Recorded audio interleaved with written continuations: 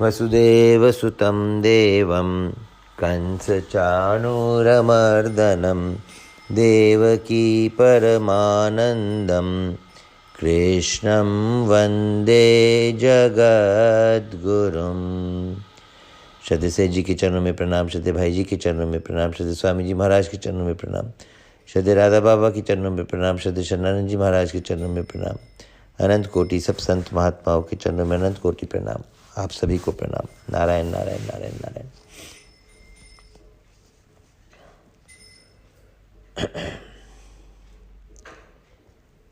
मेरा कुछ नहीं है, मुझे कुछ नहीं चाहिए, मुझे अपने लिए कुछ नहीं करना है। मेरे केवल और केवल भगवान ही हैं। भगवान के सिवाय मेरा और कोई नहीं है। भगवान के सिवाय मेरा कभी भी और कोई था नहीं।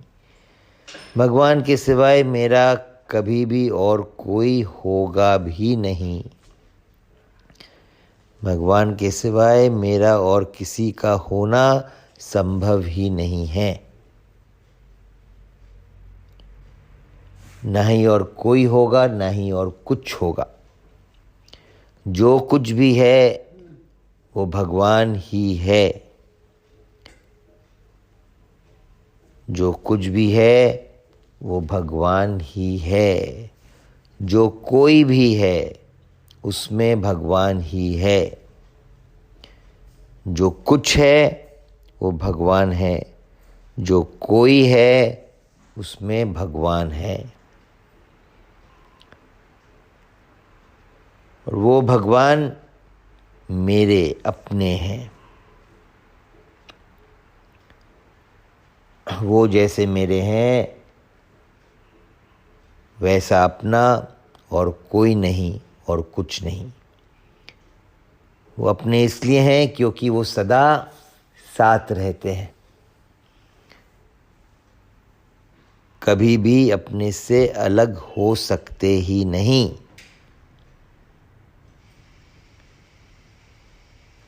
वो अपने हैं क्योंकि वो सदा साथ रहते हैं। कभी भी अलग हो सकते ही नहीं। अलग होना संभव ही नहीं है। इसलिए महाराज जी ने आज एक बात कही, उनका कभी भी हमारे जीवन में अभाव नहीं होता। तो अभाव नहीं होता तो उनकी चाह, उनकी भूख कैसे लगेगी? उनकी चाह, उनकी भूख तब लगती है जब हम उनका अभाव मान लेते हैं। और अभाव नहीं होते हुए भी भगवान भाव के भूखे हैं। भगवान भाव के भूखे हैं। भावग्राही जनार्दन। कौन से भाव के? प्रेम भाव के।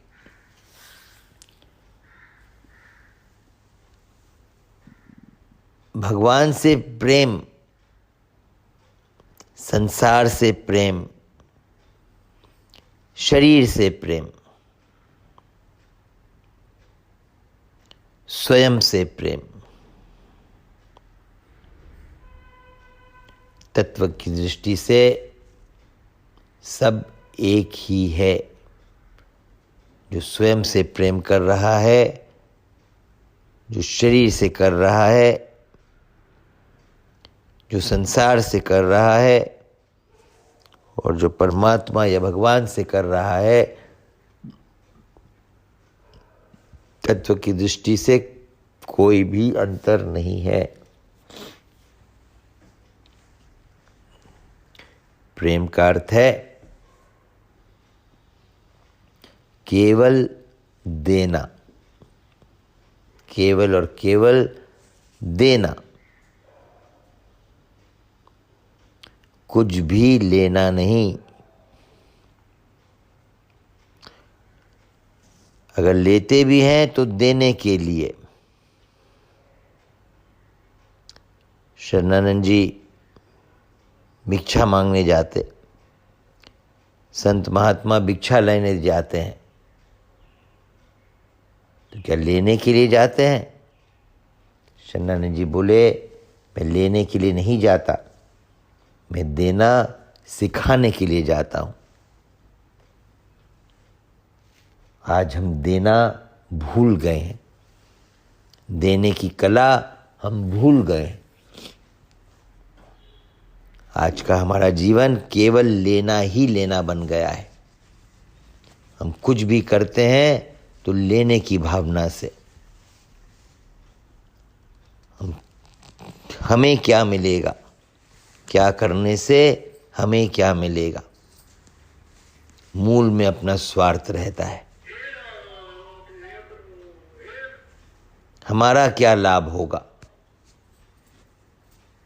हमारी कैसी उन्नति होगी, क्या हित होगा।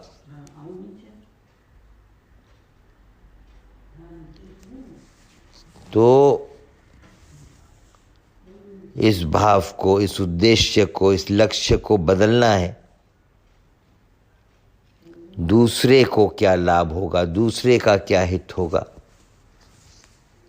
कुछ भी करें तो केवल दूसरों के लिए करें, दूसरों के हित के लिए करें। अपने लिए कुछ भी नहीं करे। क्यों अपने लिए कुछ नहीं करे? क्योंकि अपने को कुछ भी नहीं चाहिए। अपने को चाहिए तो केवल और केवल परमात्मा ही चाहिए, भगवान ही चाहिए, और भगवान का कभी अभाव होना संभव ही नहीं है।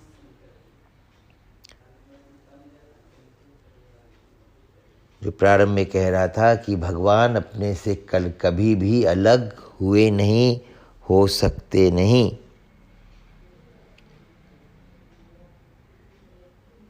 इसमें मार्मिक बात है जिसकी तरफ दृष्टि हमारी कम जाती है।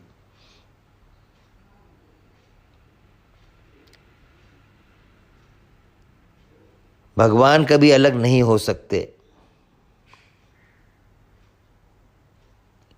पर शरीर अलग हो सकता है।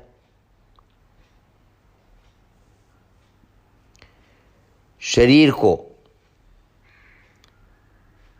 हम भगवान से अलग मान रहे हैं, शरीर और संसार की एकता मान रहे हैं, और हमारी और भगवान की या परमात्मा की एकता मान रहे हैं।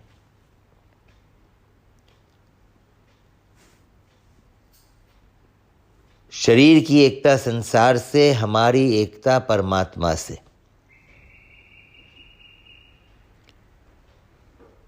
जैसे हमारी एकता परमात्मा के साथ है, वैसे ही क्या संसार की एकता परमात्मा के साथ नहीं है?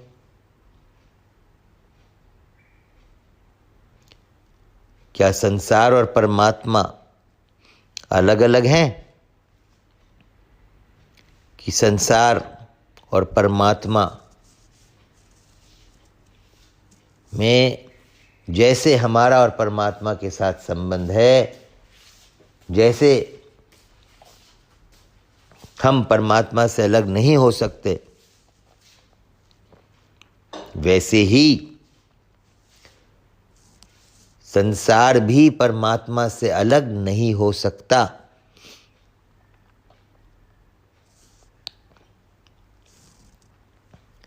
संसार और परमात्मा का भी अटल संबंध है।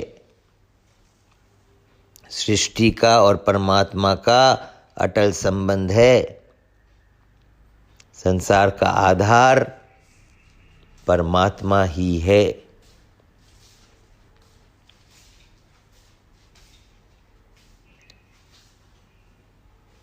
हमारे में और संसार में एक अंतर है। संसार, जिस संसार को, जिस सृष्टि को हम जानते हैं, वो उत्पन्न हुआ है और नष्ट हो जाएगा। उसका सर्ग हुआ है और उसका प्रलय होगा। हम उत्पन्न नहीं हुए हैं, हम नष्ट नहीं होंगे। हमारा जन्म नहीं हुआ है, हम मरेंगे नहीं। ये अंतर है। परंतु परमात्मा के संबंध की दृष्टि से जैसे हमारा संबंध परमात्मा के साथ अटल है, वैसे ही प्रकृति का संबंध परमात्मा के साथ भी अटल है। और संसार जो है वो प्रकृति का कार्य है।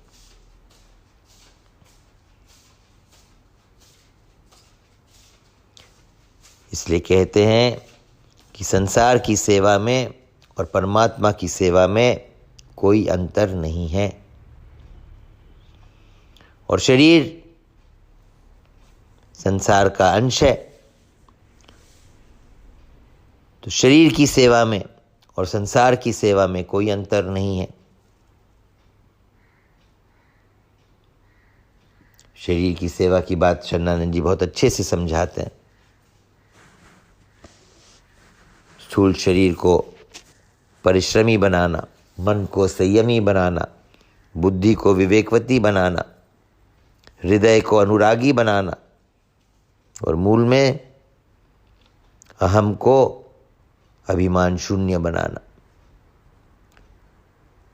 अभिमान शून्य तब बनेगा जब हमारे भीतर ममता का पूर्ण अभाव होगा।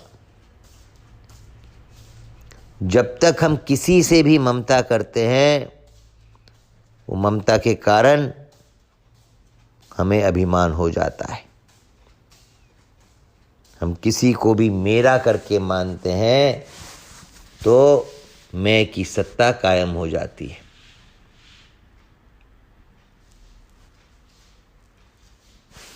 तो मेरा करके कुछ भी नहीं है।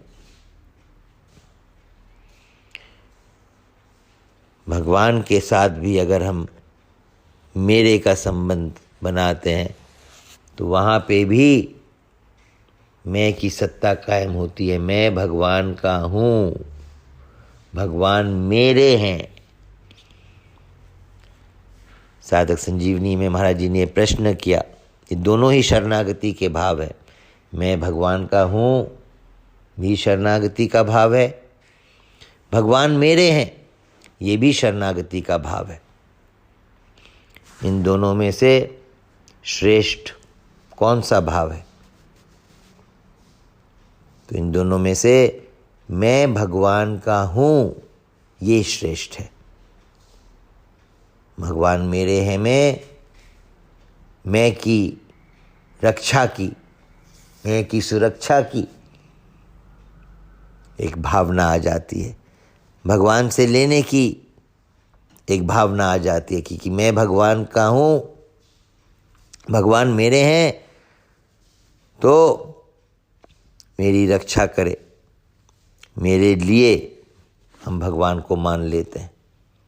नहीं, भगवान मेरे नहीं, मैं केवल भगवान का हूँ। तो अब भगवान मेरे साथ जो चाहे, जब चाहे, जैसे चाहे, जहाँ चाहे करने में पूर्ण रूप से स्वतंत्र हैं। मैंने अपने तरफ से उनको मेरे ऊपर पूर्ण स्वतंत्रता दे रखी है। मेरा वो जहाँ जब जैसे उपयोग करना चाहे कर सकते हैं। हम केवल भगवान के हैं।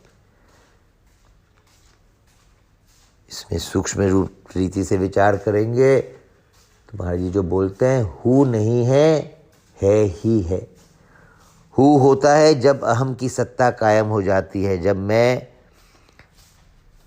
मैं की सत्ता मानते हैं, मैं को अलग मानते हैं, मैं को अलग करके देख रहे हैं, तब हम हु कहते हैं। जब हम मैं से तादात्म्य करते हैं तब हम हु कहते हैं। और जब हम मैं को भी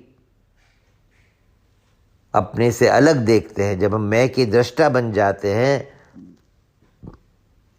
जैसे महाराज जी कहते हैं कि एक मिट्टी के ढेले में और अहम में कोई अंतर नहीं है।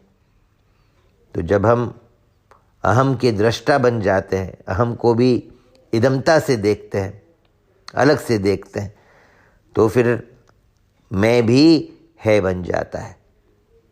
तो मैं भगवान का हूँ नहीं, मैं भगवान का है। भगवान मैं का है बोला नहीं जाएगा। कितनी अच्छे से स्पष्टीकरण हो जाती है इस बात की। भगवान मैं का है ये बोला नहीं जाएगा, मैं भगवान का है। भगवान मैं का नहीं है, तो भगवान मेरे हैं ये हम मानते हैं मैं के साथ तादात्म्य करके, अहम के साथ तादात्म्य करके। अगर हम अहम के साथ, मैं के साथ तादात्म्य नहीं करेंगे, अगर हम मैं को, अहम को इदमता से देखेंगे, अलग होकर उसको देखेंगे, तो जैसे शरीर भगवान का है, मन भगवान का है, बुद्धि भगवान का है, संसार भगवान का है, वैसे ही मैं भी, अहम भी भगवान का है। भगवान शरीर का नहीं है, भगवान मन का नहीं है, भगवान बुद्धि का नहीं है, भगवान संसार का नहीं है। मन, बुद्धि, शरीर, संसार में भगवान है, तो मैं में भगवान है, मैं में भगवान है, पर भगवान मैं का नहीं है, बल्कि मैं भगवान का है।